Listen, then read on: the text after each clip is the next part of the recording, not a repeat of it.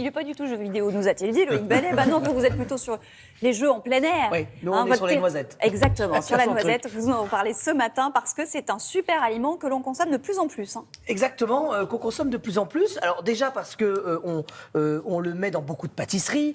On a un engouement des pâtes à tartiner où vraiment on voit une déferlante de pâtes à tartiner artisanale. Votre pâtissier, votre chocolatier vous le propose parce qu'il y a un vrai engouement. Il y a une sorte de responsabilité des parents qui se disent non mais mince, il y a la pâte à tartiner industrielle et puis il y a celle qu'on produit de manière plus artisanale.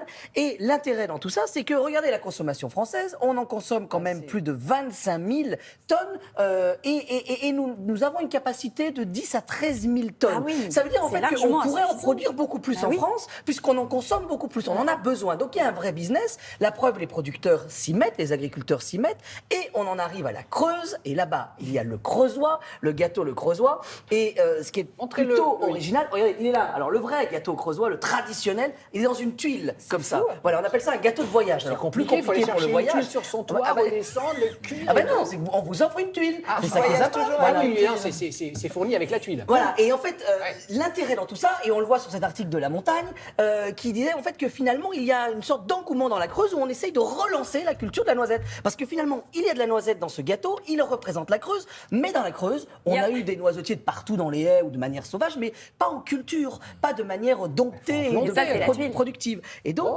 Bah oui. on est allé rencontrer un producteur qui essaye de relancer la noisette. Très bien, on vous suit. Et si la Creuse, connue pour son bocage et ses bois, devenait, grâce à un gâteau, le premier département producteur de noisettes? Pourquoi ici, on a envie de relancer la noisette? Parce que le noisetier, il pousse partout chez nous. Il y en a dans les haies, il y en a partout. Il y a cette idée quand même, je crois, Christine, d'un collectif en fait. Complètement. C'est ça, hein, Ouais, oui. où il y a un territoire qui voudrait relancer la filière de la noisette. Parce qu'on est un pays d'élevage et qu'il faut arriver à mettre une diversification pour que les paysans se dégagent des revenus suffisants. Et la noisette étant traditionnelle en Creuse, on a des pays qui s'appellent Nousier, par exemple. C'est noisette en patois. Enfin, c'est pour vous dire que Donc, c'est ça veut dire vraiment qu'il y a un ancrage. ancrage. D'accord. Et puis il y a Complètement.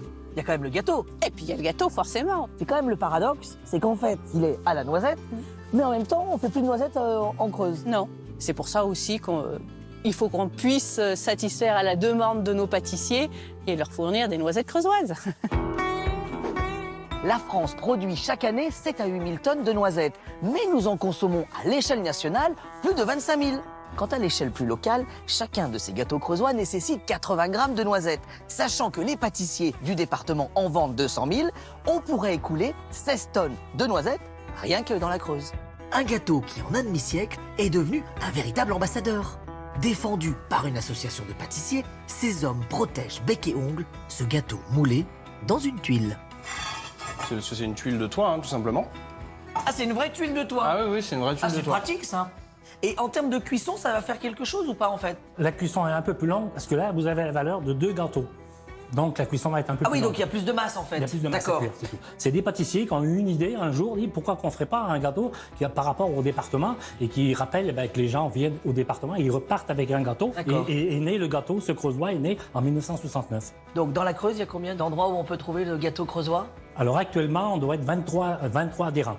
Ce qui veut dire que si un jour il y a assez de noisettes dans la Creuse pour faire le gâteau creusois, on pourrait se dire que ça rentrera dans le cahier des charges Voilà, même. tout à fait. C'est ce qu'on voudrait, c'est ce que l'association essaye de faire. On est dans cet esprit-là, faire travailler aussi des cultivateurs, faire travailler du monde.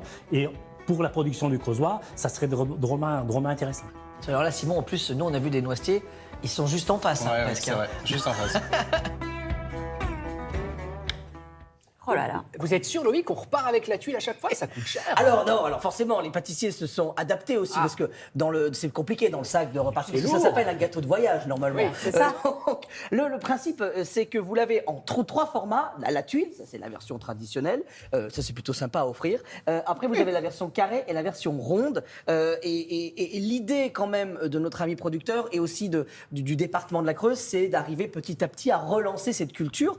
Et l'intérêt, il est double, c'est qu'on multiplie les revenus, on essaye de changer les activités, les monoproductions dans certaines maisons ou certaines agricultures où en fait on ne produit que de l'élevage. Et ben là, l'idée, ça serait d'avoir deux productions différentes et de tempérer justement. Merci beaucoup, Loïc.